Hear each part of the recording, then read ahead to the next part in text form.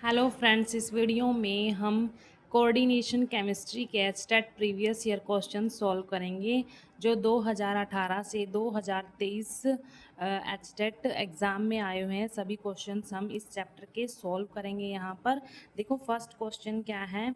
The spin only magnetic moment in strong ligand field of D6 ion of octahedral complex is. यहाँ पर हमने क्या बताना, magnetic moment बताना है और किसका बताना, D6 आयन है कोई और स्ट्रॉन्ग लिगेंड है किसमें, ऑक्टाहेड्रल कॉम्प्लेक्स में। ठीक है, तो हमें बताना, हमें पता है कि जो ऑक्टाहेड्रल में जो स्प्लिटिंग होती है CFSE के थ्रू वो कैसे होती है। देखो यहाँ पर जैसे D6 है,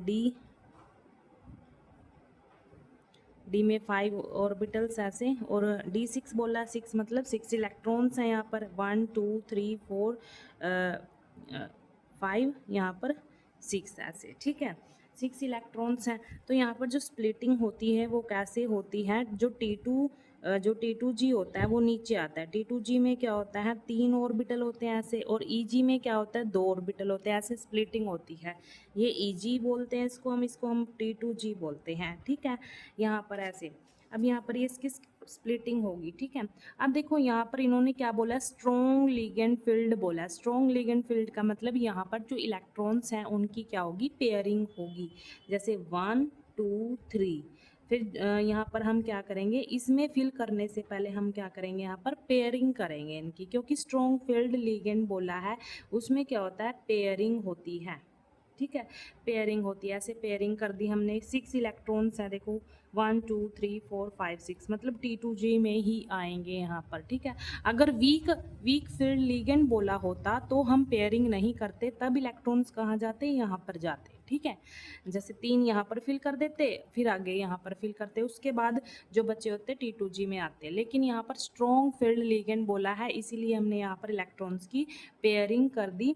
तो अब यहाँ पर देखो, इन्होंने बोला है मैग्नेटिक मोमेंट निकालना है हमने। अब जो मैग्नेटिक मोमेंट है उसका जो फॉर्मूला होता है वो क्या होता है, n√n+2। n क्या होता है, यहाँ पर नंबर ऑफ अनपेयर्ड इलेक्ट्रॉन्स होते हैं। n क्या है यहाँ पर, number of unpaired electrons, number of unpaired electrons होते हैं, और ये हमारे पास मैग्नेटिक मोमेंट का फॉर्मूला होता है।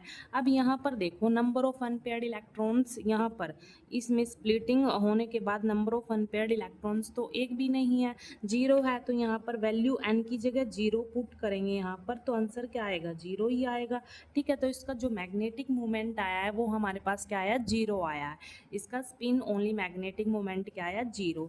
तो हमारा first option is correct answer of this question. तो हमारा आंसर क्या आ जाएगा, यहाँ पर फर्स्ट ऑप्शन आ जाएगा। ठीक है, और ये एचटेट 2018 में भी आया हुआ है और 2019 में भी आया हुआ है।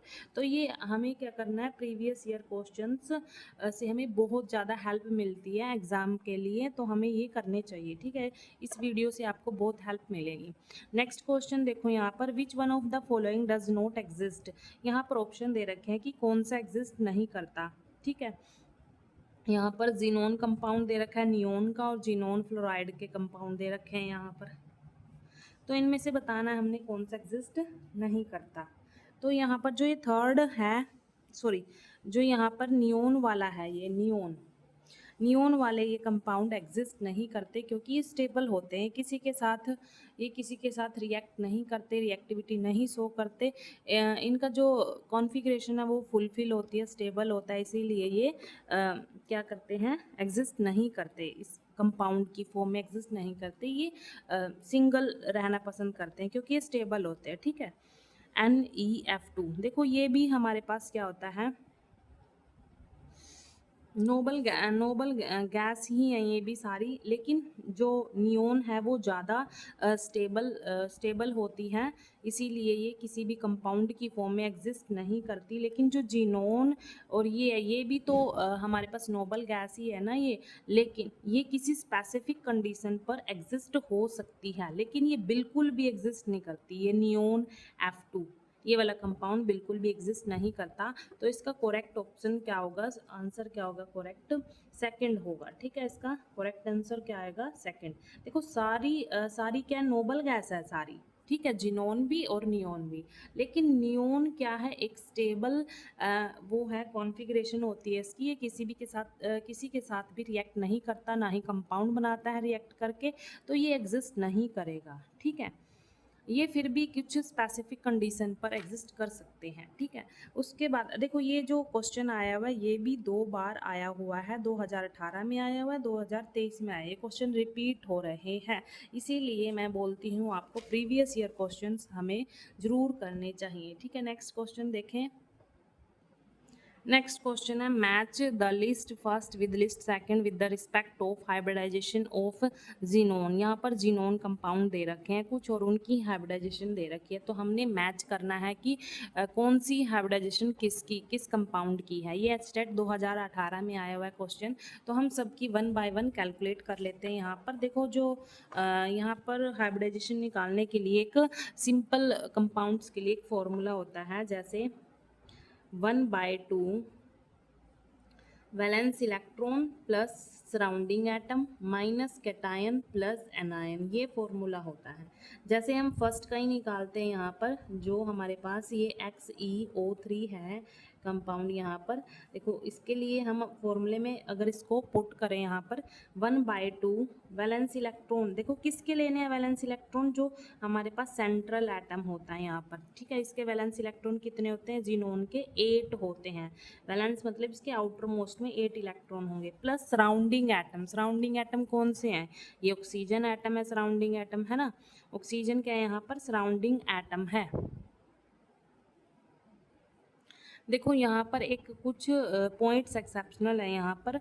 जो ऑक्सीजन होता है, ऑक्सीजन को हम सराउंडिंग में एटम में काउंट नहीं करते, ठीक है। ऑक्सीजन को हम सराउंडिंग एटम में काउंट नहीं करते, सिर्फ ऑक्सीजन को छोड़ के। और जो हाइड्रोजन होता है उसको हम सेंट्रल एटम में काउंट नहीं करते, ठीक है।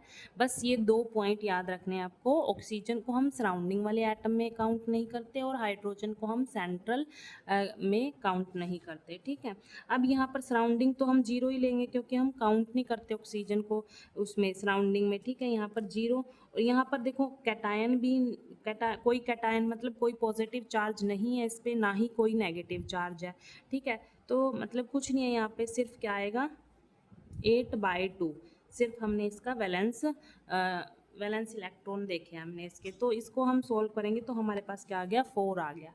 अब इस 4 को हम कैसे रिलेट करेंगे इस हाइब्रिडाइजेशन से, देखो 4 का मतलब है sp3, अगर 4 आता है तो हम क्या बोलते हैं sp3। 4 कैसे, देखो एक s और 3 p हो गए 4, है ना, एक s और 3 p 4 आता है तो हम बोलते हैं sp3 हाइब्रिडाइजेशन है, ठीक है। उसके बाद हम नेक्स्ट का हम सोल्व करेंगे, XeF6 का सोल्व करेंगे, 1/2 फॉर्मूला अप्लाई करेंगे, वैलेंस इलेक्ट्रॉन वही 8 ही होते हैं वैलेंस, प्लस सराउंडिंग एटम, कितने हैं सराउंडिंग एटम यहाँ पर, 6 हैं। 6 सराउंडिंग एटम है यहाँ पर, कोई कैटायन नहीं है, कोई एनायन नहीं है ना, तो यहाँ पर 0 + 0, ठीक है। अब 8 + 6 कितना, 14, 14 डिवाइड बाई 2 कितना आया, 7 आया। अब यहाँ पर क्या आ गया, 7, तो इस 7 को हम हाइब्रिडाइजेशन से कैसे रिलेट करेंगे, यहाँ पर देखो ऑर्बिटल, देखो यहाँ पर देखो, यहाँ पर 4 है तो इसका मतलब 4 ही आएंगे, यहाँ एक s का आएगा और 3 p के ऑर्बिट आएंगे, ठीक है, ऑर्बिटल आएंगे, ऐसे आएंगे। अब 7 कैसे होगा, देखो इसमें इसी में मैच कर लेंगे, 7 किस में है, इसमें देखो एक यहाँ पर देखो ये रहा, एक तो S का 3 P के और 3 D के, है ना, तो इसकी हाइब्रिडाइजेशन यही होगी 7 वाले की, क्या होगी, sp3d3, एक S 3 P और 3 D वाले, ठीक है। अच्छा ये थर्ड करके देखें, XeOF4, इसका निकालेंगे हम, 1/2 फॉर्मूला अप्लाई करेंगे, 8 इसका वैलेंस इलेक्ट्रॉन होंगे, और ऑक्सीजन को हम काउंट नहीं करते सराउंडिंग एटम में, और यहाँ पर हमारे पास सराउंडिंग में कितने हैं, 4 फ्लोरीन है, ठीक है। तो ऑक्सीजन को तो काउंट नहीं करते, वैसे ऑक्सीजन भी है लेकिन हम ऑक्सीजन को सराउंडिंग में काउंट नहीं करेंगे, यहाँ पर एक्सेप्शनल है। फ्लोरीन का लेंगे तो फ्लोरीन कितने हैं, 4, यहाँ पर कोई कैटायन नहीं है, कोई एनायन नहीं है, तो 0 0, ठीक है। अब यहाँ पर इसको सोल्व कर लेते हैं, 12 डिवाइड बाई 2 तो कितना आ जाता है, 6 आता है। अब 6 किस में है, यहाँ पर 6 ऑर्बिटल किस में है, देखो यहाँ पर इसमें चेक कर लो, एक तो एस में है, 3 पी में है और 2 डी में है, तो यही आएगी इसकी हाइब्रिडाइजेशन sp3d2 है ना। 6 तो ऐसे ही बनेगा sp3d2। उसके बाद फोर्थ देखते हैं चेक करके। देखो यहाँ पर चेक करने के लिए सिर्फ आपको एक फॉर्मूला याद करना है, 1/2 valence electron plus surrounding atom minus cation plus anion, ठीक है, ये याद करना है। अब XeF2 के चेक कर लेते हैं। यहाँ पर फॉर्मूले में अप्लाई करते हैं, जो वैलेंस इलेक्ट्रॉन है जिनोन का वो तो 8 ही आएगा, प्लस सराउंडिंग एटम कितने हैं 2 हैं, और ना ही कोई कैटायन है ना ही एनायन है, तो 10/2 कितना आया 5 आया। 5 किस में है, देखो ऑर्बिटल 5 किस में है, जो हाइब्रिडेशन होगी यहाँ पर 5 ये वाला होगा sp3d, sp3d, sp3d, एक s 3 p और एक d, तो ये होगी। तो यहाँ पर हम अगर लिखें, देखो फर्स्ट का अगर मैच करें, फर्स्ट का कौन सा आएगा, फर्स्ट का कौन सा आया sp3, फर्स्ट का क्या आया d आया, फर्स्ट का क्या आया डी।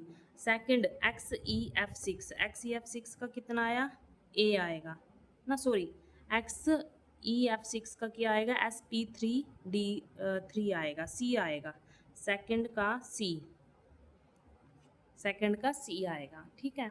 उसके बाद XeOF4 का क्या आया था हमारे पास sp3d2, किस में sp3d2 ये रहा, थर्ड का ए आएगा, फोर्थ का बचा हुआ क्या बचा है ए बी बी आ जाएगा, देखो बी तो है sp3d, XeF2 का क्या आएगा sp3d, और ये क्या है बी है, तो ये मैच कर लिया हमने, फर्स्ट और सेकंड लिस्ट ऐसे मैच करनी थी, ठीक है। उसके बाद नेक्स्ट क्वेश्चन देखते हैं, The number of unpaired electrons in square planar complex ion are, complex कौन सा है प्लैटिनम, और यहाँ पर लिगेंड दे रखे हैं साइनाइड दे रखा है CN4, 2 नेगेटिव ओवरऑल चार्ज है यहाँ पर। तो हमने नंबर ऑफ अनपेयर्ड इलेक्ट्रॉन्स बताने हैं, तो हमें सबसे पहले क्या करना है, इस कॉम्प्लेक्स की ऑक्सीडेशन स्टेट निकाल लेनी है। तो निकाल लेते हैं प्लैटिनम CN4 2 नेगेटिव, कैसे निकालते हैं, जिसकी हमने ऑक्सीडेशन स्टेट निकालनी है, जैसे मेटल की निकालनी है यहाँ पर प्लैटिनम की, तो उसको X सेलेक्ट कर लेते हैं, X प्लस यहाँ पर जो CN है साइनाइड है, इस पर नेगेटिव चार्ज होता है, -1 चार्ज होता है, कितने हैं उससे मल्टीप्लाई कर लेंगे 4, और यहाँ पर जो 2 नेगेटिव है ये ओवरऑल चार्ज है, तो उसको हम इक्वल में लिखेंगे -2 है, ठीक है। अब इसको हम सोल्व कर लेते हैं, -4 आ जाएगा यहाँ पर -2, तो कितना आएगा यहाँ पर X कितना आएगा +2 आ जाएगा, यहाँ पर ये -4 उधर चला जाएगा ना प्लस में, और सोल्व करके क्या आ जाएगा +2 आ जाएगा। इस +2 का मतलब है कि यहाँ पर जो प्लैटिनम है वो किस स्टेट में है, प्लैटिनम +2 की स्टेट में है, यहाँ पर प्लैटिनम +2 की स्टेट में है। इस +2 का मतलब है उसके पास 2 इलेक्ट्रॉन्स की कमी है, या 2 इलेक्ट्रॉन उसने लॉस कर रखे हैं, ठीक है। अब यहाँ पर हमने नंबर ऑफ अनपेयर्ड इलेक्ट्रॉन्स बताने हैं। अब उसके लिए हमें क्या करना है, प्लैटिनम की हमें पहले हमें इलेक्ट्रॉनिक कॉन्फ़िगरेशन पता होना चाहिए प्लैटिनम की। तो प्लैटिनम की इलेक्ट्रॉनिक कॉन्फ़िगरेशन क्या होती है, जीनोन, यहाँ पर 54 यहाँ पर कवर हो जाएंगे इलेक्ट्रॉन जीनोन तक, और इसकी जो कॉन्फ़िगरेशन होती है 6s1 5d9 4f14 ये होती है प्लैटिनम की। अब यहाँ पर देखो हमें इस ऑक्सीडेशन स्टेट से हमें पता चला कि प्लैटिनम +2 की स्टेट में यहाँ पर इस कॉम्प्लेक्स में एग्जिस्ट कर रहा है, तो हम यहाँ पर क्या करेंगे, यहाँ से 2 इलेक्ट्रॉन निकाल लेंगे, है ना, तभी तो इस जो नॉर्मल है न्यूट्रल है प्लैटिनम, इससे हमें 2 इलेक्ट्रॉन निकालने पड़ेंगे इस कॉन्फ़िगरेशन से, तभी इसी स्टेट में आएगा वो। तो निकाल लेते हैं, यहाँ पर कितना रहेगा, देखो यहाँ पर कितना रहेगा, चलो पहले इसकी ना कॉन्फ़िगरेशन ही लिख लेते हैं, हम कॉन्फ़िगरेशन लिख लेते हैं। देखो S में तो 1 है, यहाँ पर D में कितने हैं 9 है, 4 5, आगे F है, F में तो फुल फिल है, सारे फुल फिल हैं, ठीक है। D में कितने हैं 9 हैं, 1 2 3 4 5, देखो यहाँ पर जो हमारे पास लिगेंड दिया हुआ है वो स्ट्रॉन्ग है, स्ट्रॉन्ग फील्ड लिगेंड है। स्ट्रॉन्ग फील्ड लिगेंड में क्या होता है, पेयरिंग होती है। तो हमें क्या करना पड़ेगा, पेयरिंग करानी पड़ेगी इलेक्ट्रॉन्स की। तो यहाँ पर 5 हो गए, 6 7 8 9, ठीक है, ऐसे हो गए। और यहाँ पर एफ में तो 14 ही है, 7 ऑर्बिटल होते हैं, तो 7 में 2 2 आ जाएंगे एफ वाले में, ठीक है। अब यहाँ पर देखो, ये तो प्लैटिनम की क्या है, ये न्यूट्रल स्टेट में है। यहाँ पर जब प्लैटिनम +2 स्टेट में होता है तब एक जो इलेक्ट्रॉन है वो एस में से चला जाता है और एक इलेक्ट्रॉन डी में से चला जाता है। तो यहाँ पर क्या रह जाता है, एस तो बिल्कुल खाली हो जाएगा। यहाँ पर 4 5, यहाँ से एक इलेक्ट्रॉन और यहाँ से एक इलेक्ट्रॉन, एस वाले में से एक इलेक्ट्रॉन और डी वाले में से एक इलेक्ट्रॉन चला जाएगा। एस में से एक इलेक्ट्रॉन और डी में से, तो कितने बचेंगे, 1 2 3 4 5 6 7 8। और यहाँ पर भी सारे पेयर्ड है ना, पेयर्ड है क्योंकि 14 इलेक्ट्रॉन है और एफ में 7 ऑर्बिटल होते हैं। एफ सब सेल में 7 ऑर्बिटल होते हैं यहाँ पर, और सारे ही पेयर्ड हैं। तो यहाँ पर उन्होंने नंबर ऑफ अनपेयर्ड इलेक्ट्रॉन्स पूछे हैं। तो नंबर ऑफ अनपेयर्ड इलेक्ट्रॉन्स इस स्टेट में क्या है, 0 होंगे। 0 अनपेयर्ड नंबर ऑफ इलेक्ट्रॉन्स होंगे। तो इसका करेक्ट ऑप्शन क्या है, फर्स्ट। इसका आंसर क्या आएगा, फर्स्ट आएगा। देखो मैंने क्या बताया, पहले हमने ऑक्सीडेशन स्टेट निकाल ली, हमें पता कर लिया कि जो प्लैटिनम है इस कॉम्प्लेक्स में किस फॉर्म में एग्जिस्ट करता है, +2 की फॉर्म में एग्जिस्ट करता है।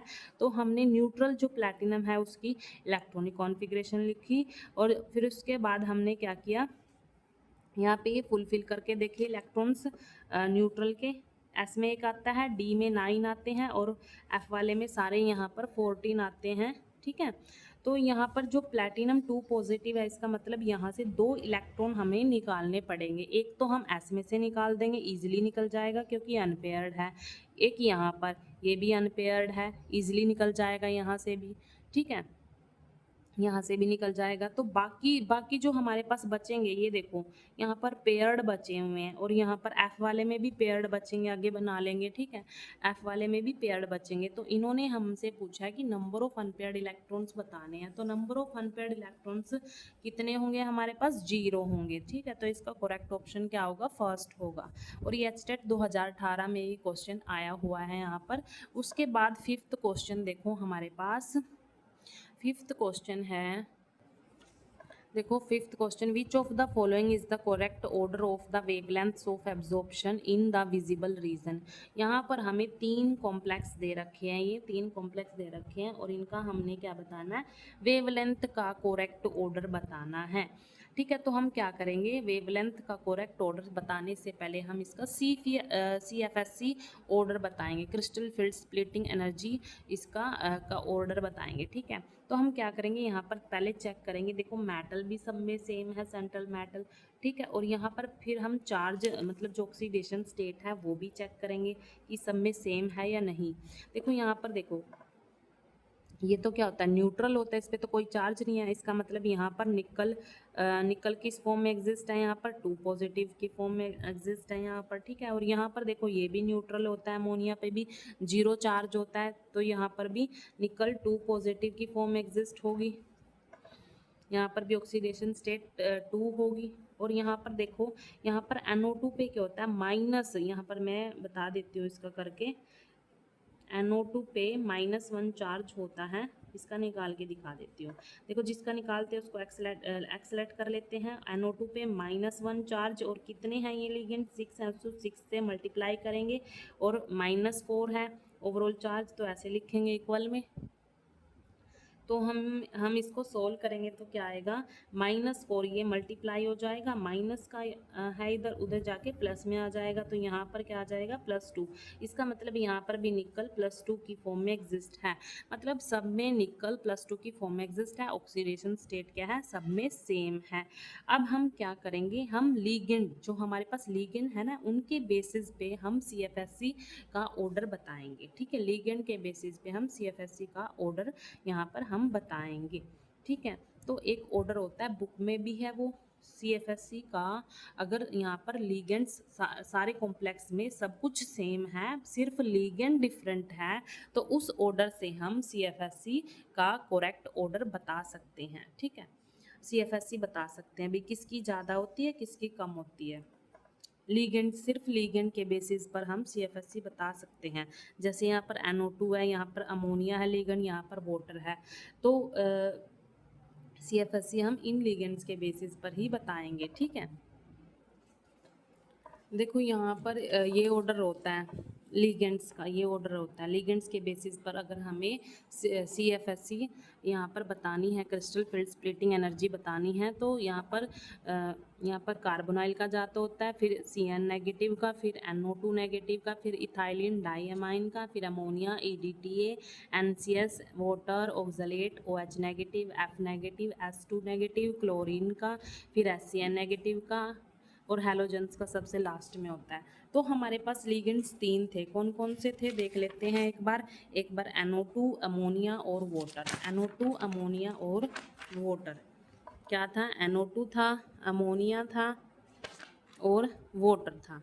अब इसमें इस ऑर्डर में हम चेक करेंगे कि किसका CFSC ज़्यादा है, किसकी CFSC ज़्यादा है। देखो यहाँ पर किसकी ज़्यादा है, NO2 की ज़्यादा है। किसकी ज़्यादा? NO2 की। जो CFSC है वो किसकी ज़्यादा है? NO2 की, NO2 वाले की ज़्यादा है। फिर उसके बाद अमोनिया है, अमोनिया की ज़्यादा है। फिर उसके बाद वाटर है। ठीक है, अब ये तो हमें CFSC पता चल गई। ये क्या है? Crystal field splitting energy. एक तरह से क्या ये एनर्जी है, एनर्जी। ठीक है, अब इन्होंने क्वेश्चन में हमें क्या पूछा है? वेवलेंथ पूछी है। वेवलेंथ क्या होता है? लैम्डा, लैम्डा से डिनोट करते हैं वेवलेंथ को हम। और जो हमें पता है जो एनर्जी और वेवलेंथ का रिलेशन होता है वो क्या होता है? देखो E equals to h mu होता है, फ्रीक्वेंसी। ठीक है, अब ये जो म्यू होता है वो क्या होता है? 1/λ होता है। यहाँ पर 1/λ मतलब यहाँ से क्या होता है, जो एनर्जी है वो inversely proportional to lambda. Lambda मतलब वेवलेंथ। जो एनर्जी होती है वो इन्वर्सली प्रोपोर्शनल होती है वेवलेंथ के। अगर यहाँ पर CFSC का ये ऑर्डर है तो वेवलेंथ का इसका अपोजिट होगा। यहाँ पर वेवलेंथ का क्या होगा? इसका अपोजिट होगा। तो वेवलेंथ का क्या होगा? वाटर का सबसे ज़्यादा आ जाएगा यहाँ पर, फिर अमोनिया का, फिर सबसे लास्ट में NO2 का। तो यहाँ पर चेक कर लेते हैं ये ऑर्डर किस ऑप्शन में है। ठीक है, किस ऑप्शन में है ये? वाटर, अमोनिया और NO2। यहाँ पर चेक कर लेते हैं कौन सा है। वाटर, वाटर, अमोनिया और NO2। यहाँ पर देखो सेकंड ऑप्शन है वाटर, अमोनिया, NO2। तो इसका करेक्ट आंसर क्या आएगा? सेकंड आएगा। Second is the correct answer. इसका आंसर क्या आएगा? सेकंड। ठीक है, यहाँ पर पहले हमने CFSC चेक करी, मतलब एनर्जी चेक करी। एनर्जी क्या इन्वर्सली प्रोपोर्शनल है यहाँ पर वेवलेंथ से। ठीक है, तो उसके हिसाब से हमने वेवलेंथ बता दी यहाँ पर इस क्वेश्चन में। ठीक है, उसके बाद 6th क्वेश्चन देखो। ये देखो जो क्वेश्चन एचटेट 2018 में आया हुआ है। उसके बाद 6th क्वेश्चन देखो यहाँ पर।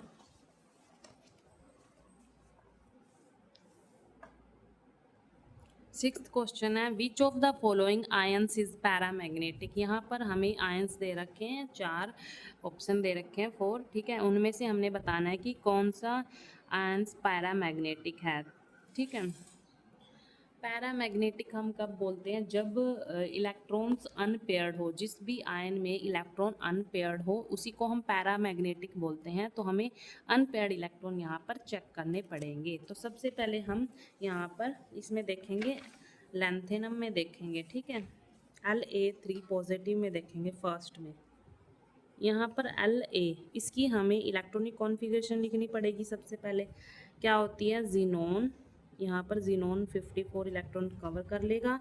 उसके बाद है 6s2, ये कॉन्फ़िगरेशन होती है। 4f05d1, ये होती है इलेक्ट्रॉनिक कॉन्फ़िगरेशन। लेकिन हमें 3 पॉजिटिव का मतलब क्या है? यहाँ पर 3 पॉजिटिव का मतलब है कि 3 इलेक्ट्रॉन ये लॉस कर देगा, 3 इलेक्ट्रॉन यहाँ पर 3 इलेक्ट्रॉन हमें निकालने पड़ेंगे। एक तो इलेक्ट्रॉन डी में से निकल जाएगा और एक किस में से निकल जाएगा, सॉरी 2 किस में से निकल जाएंगे, एस में से निकल जाएंगे, एस ऑर्बिटल में से। तो तीनों मतलब सारे के सारे खाली हो गए यहाँ पर, तो ठीक है, एक तो डी में से निकल जाएगा और यहाँ पर 2 एस में से। तो यहाँ पर नंबर ऑफ अनपेयर्ड मतलब यहाँ पर तो इलेक्ट्रॉन्स ही जीरो हो गए यहाँ पर इस कॉन्फ़िगरेशन में। आउटर जो बैलेंस आउटर इलेक्ट्रॉनिक कॉन्फ़िगरेशन है इसमें तो जीरो ही इलेक्ट्रॉन होंगे, तो अनपेयर्ड तो क्या ही होंगे इसमें।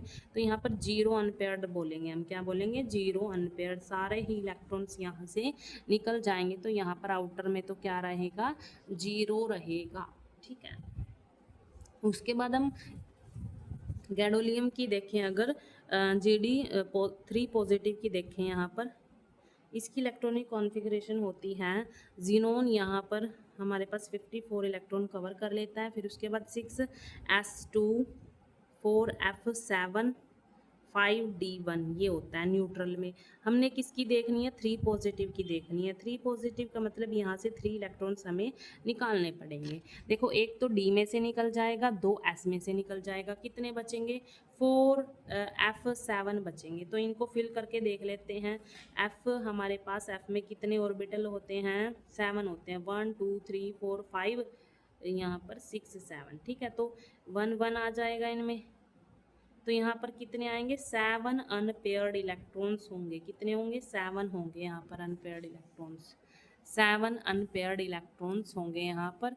उसके बाद थर्ड देखो, थर्ड हमारे पास Lu3 पॉजिटिव लुटेनियम, यहाँ पर इसकी जो कॉन्फ़िगरेशन है वो भी लिख लेते हैं हम। यहाँ पर 54 तो जीनोन कवर कर लेता है यहाँ पर। फिर उसके बाद 6s2 4f14 और 5d1, ठीक है। तो यहाँ पर ये तो हमारे पास किसकी है, लुटेनियम न्यूट्रल की है। हमने किसकी देखनी है, Lu3 पॉजिटिव की देखनी है। 3 पॉजिटिव का मतलब यहाँ से हमें 3 इलेक्ट्रॉन्स निकालने पड़ेंगे, एक डी में से निकल जाएगा, 2 एस में से निकल जाएंगे, कितने बचेंगे, 4f14 बचेंगे, 4f14।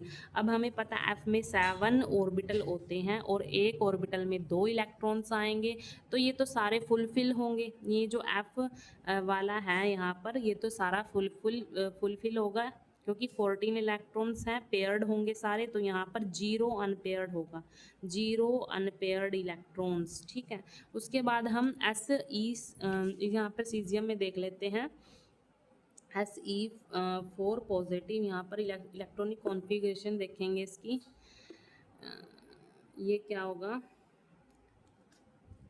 6s2 4f1 5d1 ये आएगा।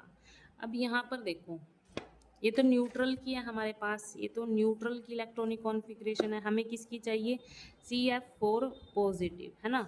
इस 4 पॉजिटिव का मतलब यहाँ से 4 इलेक्ट्रॉन्स निकालने पड़ेंगे। तो यहाँ से तो सारे के सारे इलेक्ट्रॉन्स निकल जाएंगे, तो कितने बचेंगे, जीरो। तो यहाँ पर भी जीरो अनपेयर्ड इलेक्ट्रॉन होंगे।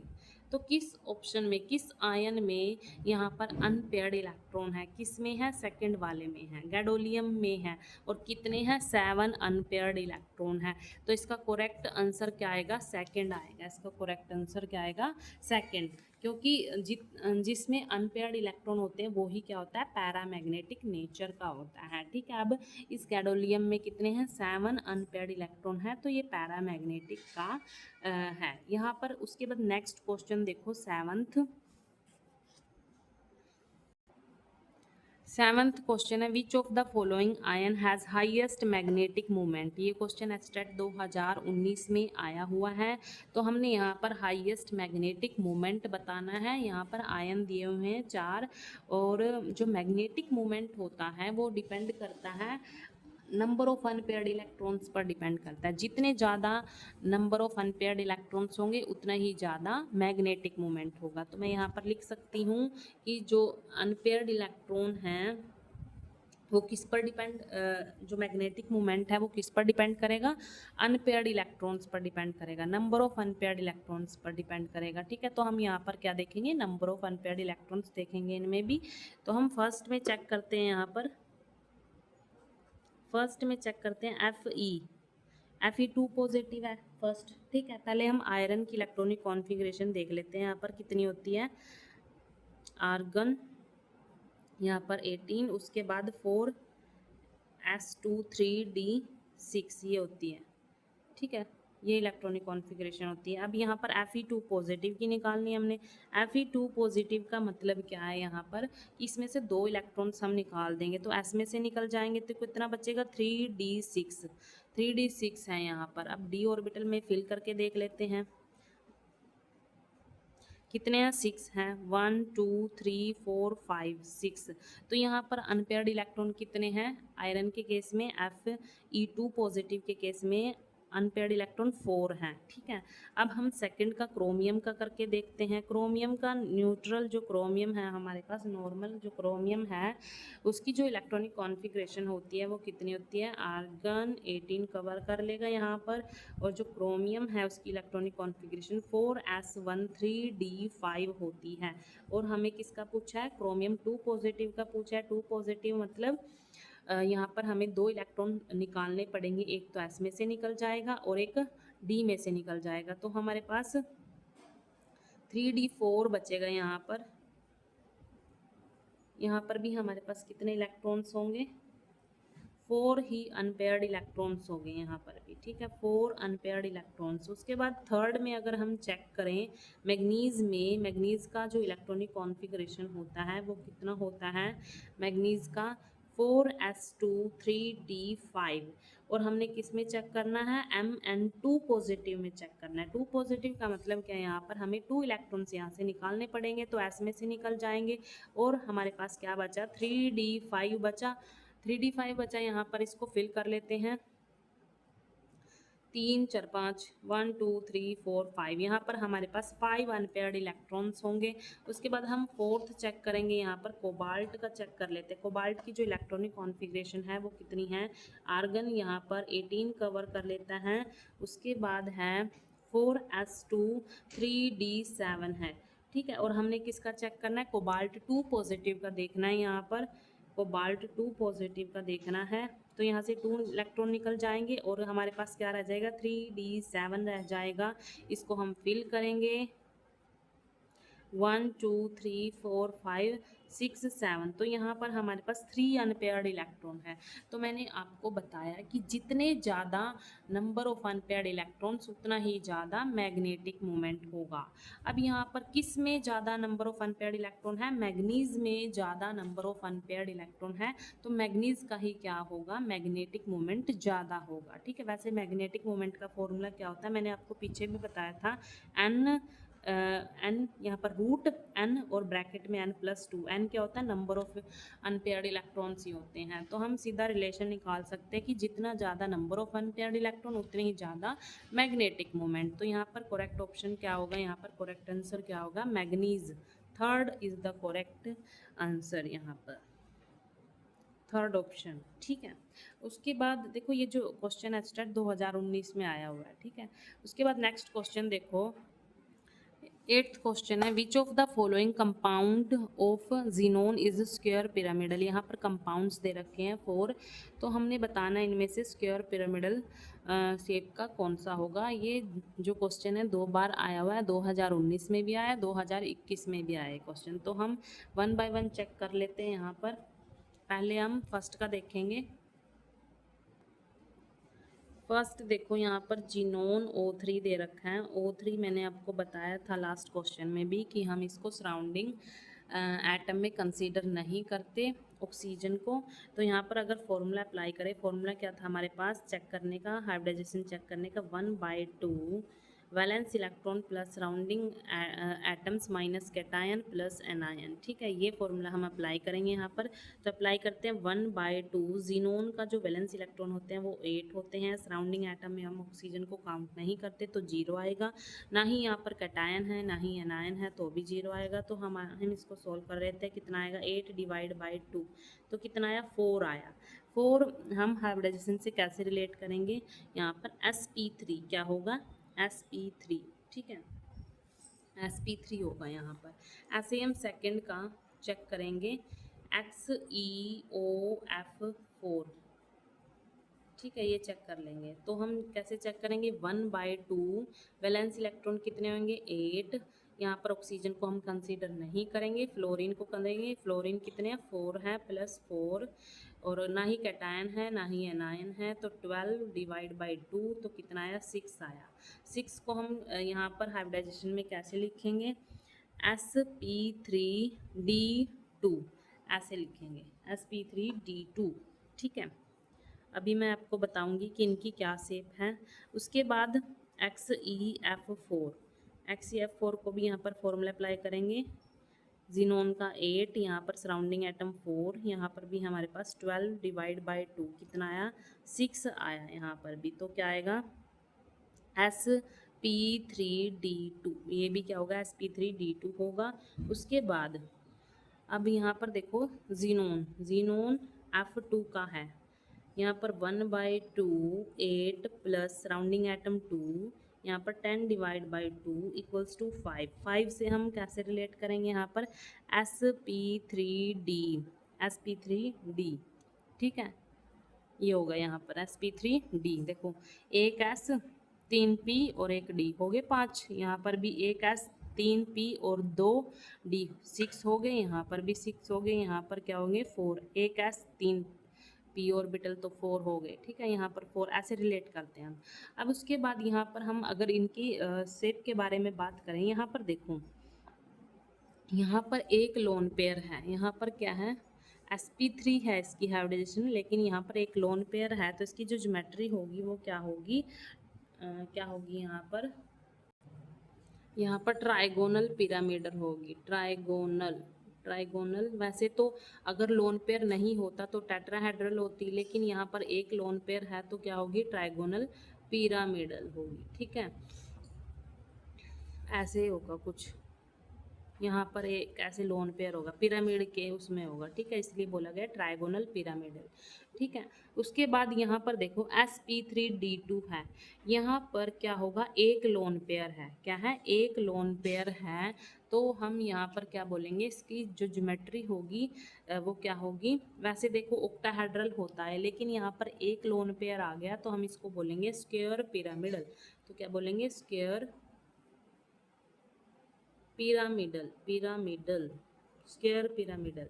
कुछ ऐसे होगी इसकी ज्योमेट्री। यहाँ पे बीच में जीनोन, यहाँ पर एक लिगेंड, यहाँ पर एक लिगेंड, एक लिगेंड यहाँ पर, एक लिगेंड यहाँ पर, और यहाँ पर एक क्या होगा, लोन पेयर होगा। तो क्या होगा, स्क्वायर पिरामिडल। यहाँ पर ये जो एक लिगेंड है ये पिरामिड की शेप में है ना, तो इसलिए बोलेंगे यहाँ पर क्या होगा, ये स्क्वायर पिरामिडल होगा। उसके बाद यहाँ पर देखो, यहाँ पर 6, यहाँ पर sp3d2 है, लेकिन यहाँ पर लोन पेयर कितने हैं, 2 लोन पेयर हैं। तो इसीलिए यहाँ पर जो ज्योमेट्री होगी वो क्या होगी, स्क्वायर प्लेनर होगी। स्क्वायर प्लेनर, 2 लोन पेयर होंगे यहाँ पर। ठीक है, एक ऊपर एक नीचे, तो क्या बन जाएगी, स्क्वायर प्लेनर बन जाएगी यहाँ पर। उसके बाद यहाँ पर sp3d है, तो इसकी ज्योमेट्री क्या होगी, यहाँ पर देखो, यहाँ पर 2 तो यहाँ पर सराउंडिंग है, और लोन पेयर कितने आ जाएंगे, क्योंकि 5 है। लोन पेयर हम कैसे निकालते हैं, जैसे हमने यहाँ पर ये हाइब्रिडाइजेशन निकाल ली, तो इस हाइब्रिडाइजेशन में से सराउंडिंग एटम माइनस कर देते हैं, उतने ही लोन पेयर आते हैं। ठीक है, तो अब यहाँ पर 5 आया है, 5 में से सराउंडिंग एटम, मतलब सराउंडिंग कितने हैं, 2 है यहाँ पर सराउंडिंग, ये माइनस कर देंगे तो कितने लोन पेयर आएंगे, 3। बाकी देखो यहाँ पर 3 लोन पेयर आ गए। अब यहाँ पर क्या हो जाएगी, लीनियर शेप हो जाएगी। क्या हो जाएगी, लीनियर शेप हो जाएगी यहाँ पर, क्योंकि 3 क्या है, लोन पेयर है यहाँ पर। तो हमसे क्या पूछा था, स्क्वायर पिरामिडल पूछा था, तो किस में आएगा, वो सेकंड में आएगा। Second is the correct answer, second आएगा। ठीक है, बुक में अच्छी तरह से टेबल बना रखी है शेप की भी, भाई किस हाइब्रिडाइजेशन की कौन सी शेप है, उनका स्ट्रक्चर भी बना रखा है। ठीक है, तो मैं ये आपको प्रीवियस ईयर क्वेश्चन करा रही हूँ। ठीक है, उसके बाद है next question, which of the following complex so linkage isomerism. Linkage isomerism बताना है, और ये HTET 2019 में ये क्वेश्चन आया हुआ है यहाँ पर।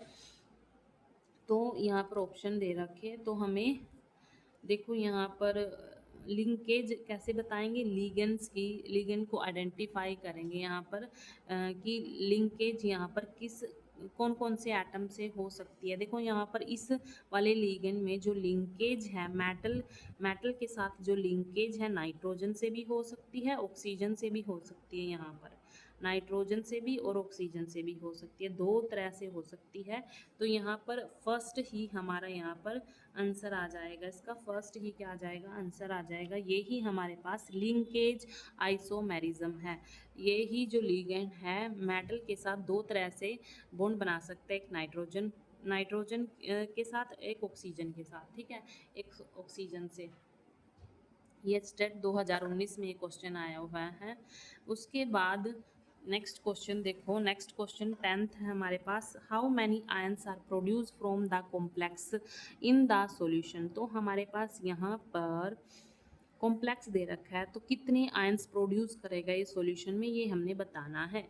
तो कैसे पता चलेगा हमें, देखो जो कोबाल्ट है NH3 6Cl2 गिवन है। अब ये डिसोसिएट होता है किसमें, CONH3 6 2 पॉजिटिव में प्लस 2Cl नेगेटिव में, इन आयंस में डिसोसिएट होता है।